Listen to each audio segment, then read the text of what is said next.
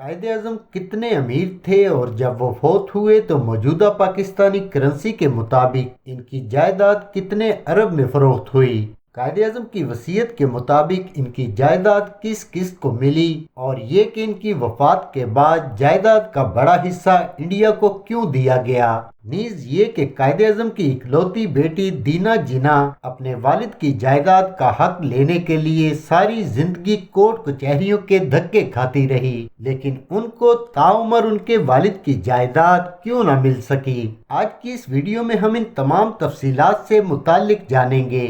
इससे पहले कि वीडियो का बाकायदा आगाज करें, आप दोस्तों से गुजारिश है कि हमारी इस वीडियो को लाइक कर दें और अगर आप पहली बार हमारे चैनल पर आए हैं तो इसे सब्सक्राइब करें और बेल के निशान को लाजमी दबा दें ताकि हमारी नई वीडियो सबसे पहले आपको ही मिल सकें। आज से एक सदी पहले जब 99% हिंदुस्तानियों को अच्छी तालीम तो क्या घरों में रोशनी, वाफर खुराक और आम सहूलियात तक मुयस्सर ना थीं, कायदे आज़म के खानदान का शुमार हिंदुस्तान के इंतहाई खुशहाल घरानों में होता था। कायदे आज़म तालीम हासिल करने की गर्ज से जब इंग्लैंड गए तो इन्हें वकालत के साथ साथ अदाकारी का भी शौक था। यही वजह थी कि उन्होंने कुछ अरसा के लिए बतौर वकील अपने करियर को छोड़कर लंदन के एक थिएटर ग्रुप को ज्वाइन कर लिया था, लेकिन जल्द ही वो दोबारा वकालत के शोबे में वापस आ गए। कायदे आज़म को ये एजाज भी हासिल है कि वो बरतानिया में उस वक्त के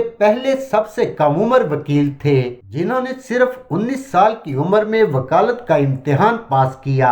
यही नहीं बल्कि महज 20 साल की उम्र में वो बम्बई शहर के इकलौते मुसलमान वकील थे। वकालत की तालीम हासिल करने के बाद जब कायदे आज़म हिंदुस्तान वापस आए तो उनका शुमार बड़े बड़े वकला में होता था। वो बम्बई शहर की बिजनेस क्लास कम्युनिटी और एलीट क्लास फैमिलीज के लीगल कंसल्टेंट भी थे। कहा जाता है कि उस दौर में कायदे आज़म बतौर वकील 1500 रुपए योमिया के हिसाब से फीस चार्ज करते थे। कायदे आज़म ने अपनी जिंदगी में कभी अपनी ड्रेसिंग को नजरअंदाज नहीं किया और इनके पास 200 से जायद 3 पीस सूट हुआ करते थे। कहा जाता है कि उन्होंने कमरे अदालत में एक टाई कभी एक से ज्यादा बार नहीं पहनी थी।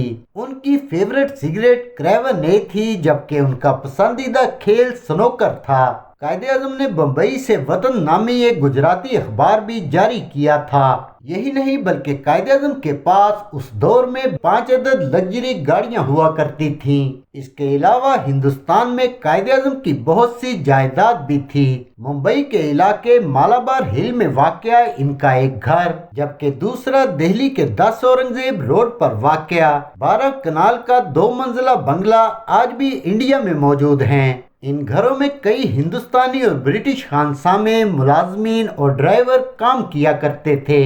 दिल्ली के 10 औरंगजेब रोड पर वाक़या 12 कनाल का ये बंगला, जिसे आज़ादी के बाद कायद ने 2.5 लाख रुपए में एक हिंदू शख्स को फरोख्त कर दिया था। उस हिंदू ने इस बंगले को खरीदने के बाद पहले इसे गंगा जल से धुलवाया और फिर मुस्लिम लीग का परचम उतार कर यहाँ तिरंगा लहरा दिया।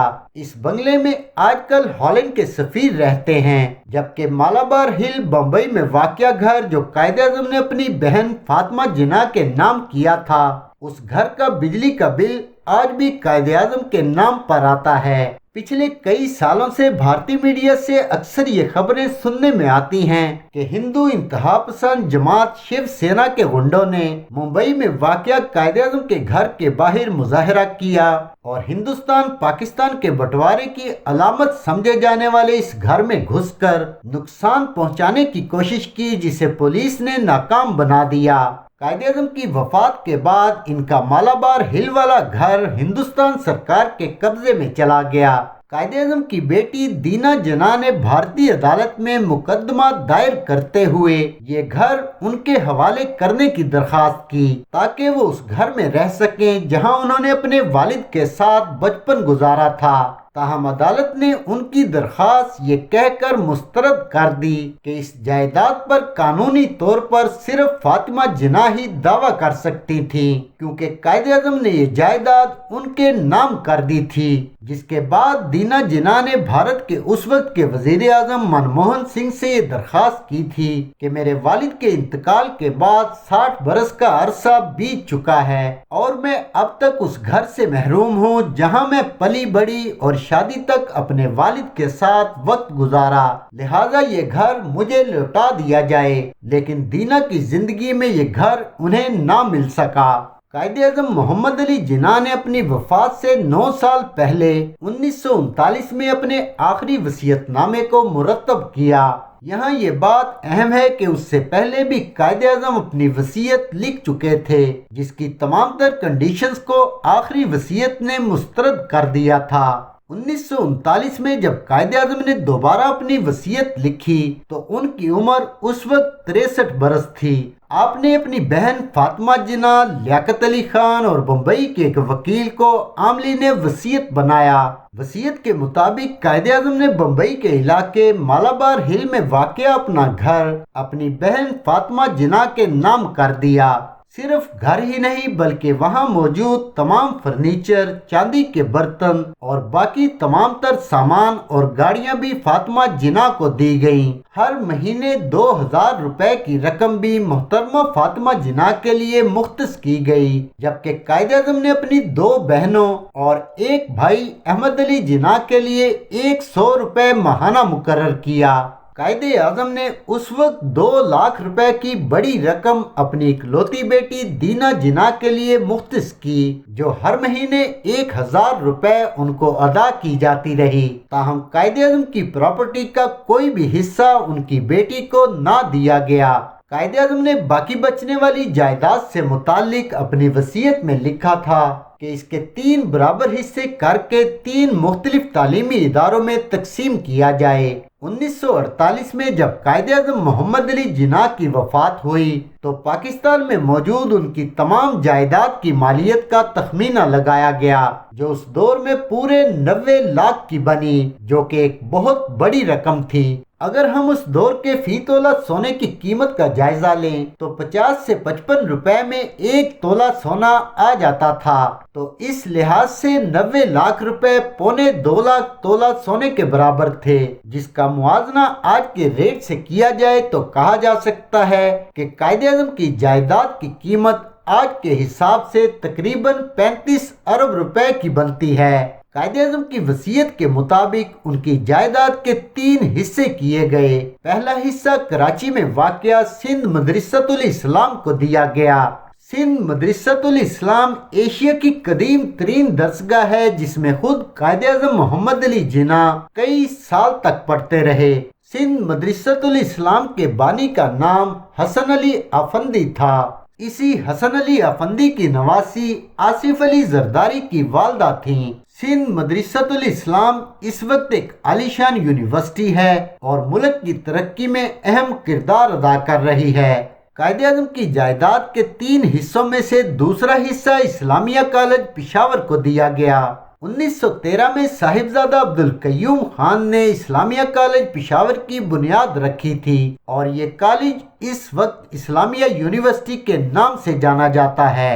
اسفند یارولی اور حیات خان شیرپاؤ جیسے بڑے سیاستدان اسلامیہ یونیورسٹی پشاور سے پڑھے ہوئے ہیں، جبکہ قائد اعظم کی جائیداد کا تیسرا حصہ بھارتی ریاست اتر پردیش میں واقع علی گڑھ مسلم یونیورسٹی کو دیا گیا۔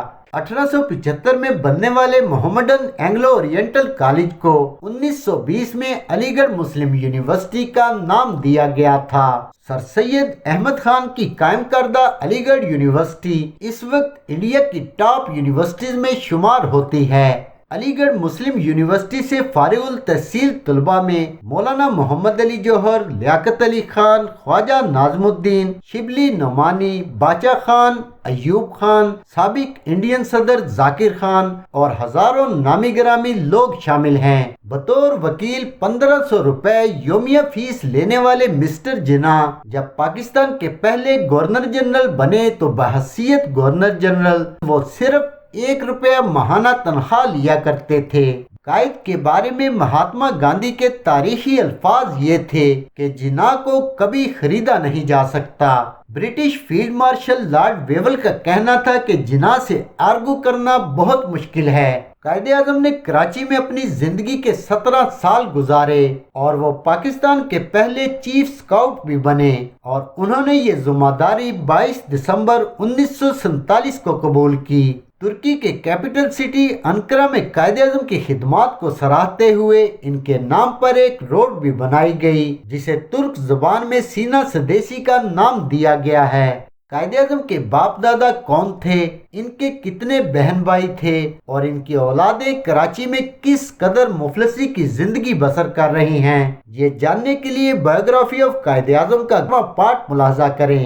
اور اگر آپ بایوگرافی آف قائد اعظم کی پچھلی تمام ویڈیوز دیکھنا چاہتے ہیں تو پلے لسٹ کا لنک لاسٹ میں موجود ہے۔ آئی ہوپ کہ یہ ویڈیوز نہ صرف آپ کو پسند آ رہی ہوں گی بلکہ آپ کی معلومات میں اضافے کا باعث بھی بن رہی ہوں گی۔